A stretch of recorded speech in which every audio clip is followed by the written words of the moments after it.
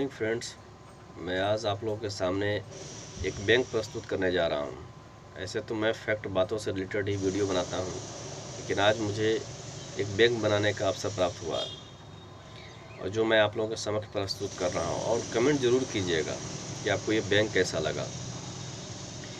तो हुआ यूँ कि मेरे एक चचेरे भाई की शादी जो थी वो 7 मार्च 2019 को तय हुआ था और पटना के तिरपन नामक जगह पे उसका कार्यक्रम रखा गया था। संयोग से मुझे भी दूल्हे के साथ जाने का मौका मिला। मैं भी बहुत उत्साह के साथ गया, क्योंकि शादी ऐसा एक माहौल होता है जहाँ पर बहुत सारे लोग मिलते हैं, अलग अलग विचारों के लोग आपसे मिलते हैं, वहाँ विचारों का आदान प्रदान होता है। माहौल थोड़ा सा अलग एक खुशनुमा माहौल देता है। मुझे भी अवसर प्राप्त हुआ, मुझे भी अच्छा लगा। तो जब पटना के तिरपन नामक जगह पे जब पहुँचे फिर हम लोग, तो वहाँ पे लड़की पक्ष के द्वारा बहुत आदर सत्कार किया गया, नाश्ता दिया गया। उसके बाद लड़का जो था, दूल्हा जो था, वो आगे की प्रक्रिया के लिए वो चला गया। उसके बाद हम लोग जनवासा में बैठे हुए थे और जब ढेर सारे लोग जब एक जगह एकत्र होते हैं तो कहीं न कहीं बात चलते चलते राजनीतिक मुद्दों पर आ जाती है। वहाँ पर भी कुछ ऐसा ही माहौल बना। मेरे एक अपने जो अंकल हैं, वो देवधा कॉलेज में लेक्चरर हैं, मेरे साथ वो बैठे हुए थे। मेरा एक चचेरा भाई जो था दिल्ली में पढ़ता था, ये मैं जानता था, लेकिन किस चीज़ की तैयारी करता इसकी जानकारी मुझे नहीं थी। तो बातों के दरमियान में नरेंद्र मोदी के नाम पर चर्चा होने लगा। मेरे जो अपने अंकल थे उन्होंने बताया कि नरेंद्र मोदी बहुत विकास के काम किए, बहुत अच्छा काम किए। लेकिन मेरा जो चचेरा भाई था वो इसके अगेंस्ट में बोल रहा था, नरेंद्र मोदी के अगेंस्ट में। उसका कहना था कि कहीं से भी नरेंद्र मोदी कुछ भी सही नहीं किए। खैर, तो मैं राजनीतिक मुद्दों पर तब कूदना उचित समझता हूँ जब मुझे खुद की जानकारी जब मजबूत हो। ऐसे अदरवाइज मैं कूदना नहीं चाहता हूँ।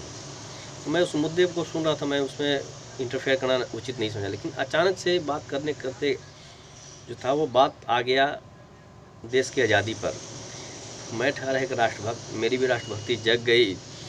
यूँ ही कहें कि फिर डिबेट में कूदने का मन हो गया, जो इसको आप कह सकते हैं। मैं भी फिर डिबेट में कूद गया। तो मैंने कहा कि जब 47 की बात आई तो मैं कहा कि उस समय 47 की जो मैटर था, जब विभाजन हुआ हमारा देश के साथ, तो एक अलग देश पाकिस्तान बना। 14 अगस्त को वो आज़ाद हुआ, हम 15 अगस्त को आज़ाद हुए। और इसी दरमियान में फिर वो बोला कि जब कुछ समय के बाद जब पाकिस्तान जम्मू कश्मीर पर अटैक किया अमेरिका की मदद से, उसका ये कहना था कि अमेरिका की मदद से वो अटैक किया हम पर और हम लोग उस युद्ध में हार रहे थे।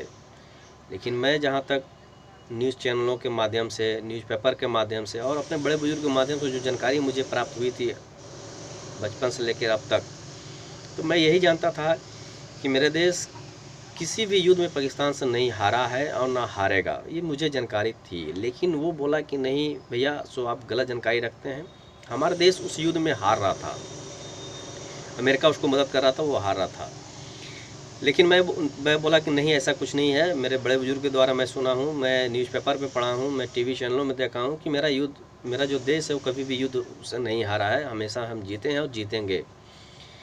तो बताने के दरमियान ही वो कंधा पर हाथ रख दिया कि नहीं भैया, आप गलत कर रहे हैं। और तब मुझे उस दिन एहसास हुआ कि रियली में मैं 30 साल का नहीं 25 साल का हूँ, क्योंकि जब कोई छोटे जब आपके कंधे पर हाथ रख दें तो फिर समकक्ष हुई हो जाइएगा। तो मुझे भी एहसास हुआ कि मैं बेकार के अपने आप को 30 साल का समझा था। मैं तो 25 साल का ही हूँ भाई, तो छोटा भाई मेरे साथ जब कंधा पर हाथ रख रहा है।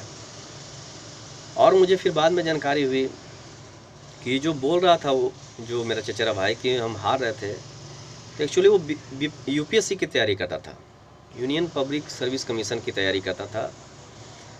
और मुझे जो ये महसूस हुआ, जो मैं अपना आकलन जो किया उसके बारे में, मुझे यही लगा कि वो कहीं न कहीं जेएनयू के आबो हवा से प्रभावित है, इसलिए वो ये बात बोल रहा था।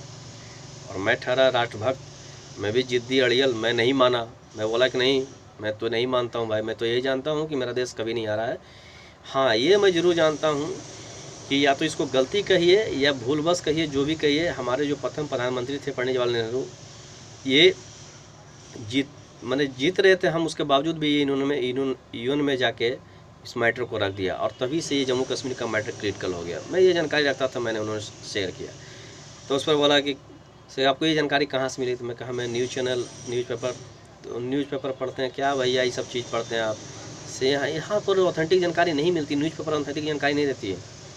तो मुझे लगा भाई दिल्ली का पढ़ने लड़का मैं, कहाँ छोटे से शहर का पढ़ने वाला लड़का।